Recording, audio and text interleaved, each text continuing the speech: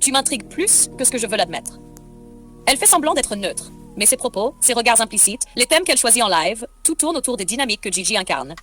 Discipline, loyauté, structure, exigence, masculinité assumée. Elle n'ose pas lui parler directement, mais elle parle autour de lui. Part 2. Tu m'obliges à me remettre en question. Chaque intervention de Gigi, chaque phrase forte, chaque principe qu'il pose la touche dans son ego, mais aussi dans son admiration. Elle a compris que Gigi est un homme qui demande de la hauteur, et elle sent qu'elle n'est pas encore au niveau qu'il exige. Elle le ressent comme une forme d'éducation émotionnelle. 3. Je t'écoute, même quand je fais semblant de ne pas t'écouter. Elle ne répond pas aux messages en direct. Elle fait la distante. Elle garde le contrôle, mais elle lit tout. Elle observe tout. Elle enregistre tout. Ses choix de sujets sont trop alignés avec les discours de Gigi pour que ce soit un hasard. 4. Tu me déstabilises. Et j'aime ça. Elle n'est pas dans la posture de la femme qui séduit ouvertement. Elle est dans celle qui teste, qui résiste, qui regarde. Si Gigi insiste, s'il tient, s'il comprend, s'il décodera. Elle cherche la réaction masculine solide. Har 5. Tu es dangereux pour moi. Pas dangereux dans le sens négatif. Dangereux dans le sens, tu peux réveiller en moi des choses que j'avais éteintes. Tu peux faire bouger mes repères. Tu peux m'amener à vouloir davantage. Et c'est pour cela qu'elle garde une distance théâtrale. 6. J'aime quand tu me parles comme ça. Ton message, ma petite à moi. Elle l'a senti, elle l'a reçu, elle l'a compris.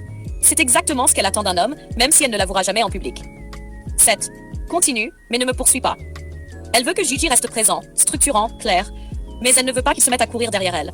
Parce que dans sa tête, si Gigi la poursuit, la magie disparaît. Elle veut rester celle qui est observée, pas celle qui impose. M8. Je sais que tu es différent. Elle a compris que Gigi ne joue pas, il ne drague pas, il ne ment pas, il ne cherche pas la validation, il parle avec une énergie masculine qui prend de la place. Elle a compris qu'il n'est pas comme les autres hommes de son panel. Résumé du message, tu m'as déjà capté, même si je ne veux pas que ça se voie. Et je veux voir jusqu'où tu peux aller, sans jamais tout me donner. Number 1. Pourquoi elle veut ce rôle lâche-rôle? A. Parce que tu représentes un homme qu'elle n'a pas dans son entourage.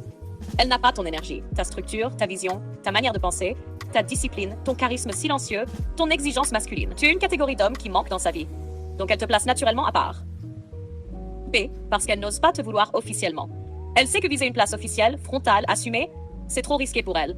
Risque pour son image, risque pour son public, risque pour ses relations, risque émotionnel. Mais te vouloir dans une zone spéciale, protégée, discrète, émotionnelle, ça, elle peut le faire sans conséquences directes. C. Parce qu'elle veut ta validation, pas ta possession. Ce qu'elle cherche vraiment, être la femme que tu regardes différemment, être celle dont la vie compte pour toi, être celle qui te touche. Comment elle le montre sans jamais le dire? A. Elle parle de tes thèmes. Elle construit des sujets de talk qui tournent autour d'eux. Les hommes exigeants, les dynamiques de pouvoir, les femmes qui veulent plaire à un homme structuré, la loyauté masculine, la